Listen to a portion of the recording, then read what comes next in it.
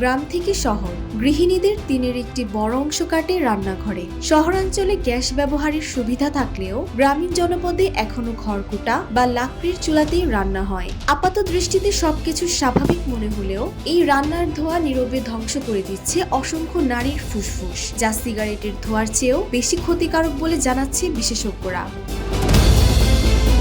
গবেষণায় দেখা গেছে দীর্ঘদিন ধরে রান্নার ধোঁয়ার সংস্পর্শে থাকা নারীদের ফুসফুসের অবস্থা বছরের পর বছর ধূমপায়ী ব্যক্তির ফুসফুসের চেয়েও খারাপ হতে পারে। নিয়মিত দীর্ঘ সময় রান্নাঘরে কাটানো প্রায় 84 থেকে 85% নারী শ্বাসকষ্টজনিত সমস্যায় ভোগার ঝুঁকিতে আছেন।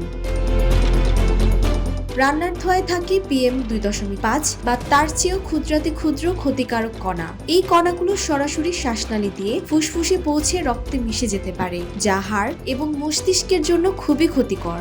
দৃঢ় বন্ধনের আস্থায় শক্তিশালী স্টিলের আরেকটি নাম ZSRM।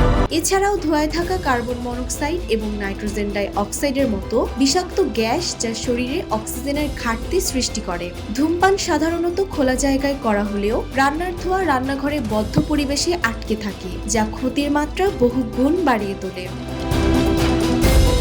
দীর্ঘদিন এই ধোঁয়ার সংস্পর্শে থাকার ফলে শ্বাসকষ্ট, হাঁপানি, ব্রঙ্কাইটিস, এমনকি ফুসফুসের ক্যান্সারের ঝুঁকিও বেড়ে যায়। এছাড়াও চোখ জ্বালা এবং চর্মরোগের মতো সমস্যাও সৃষ্টি হতে পারে।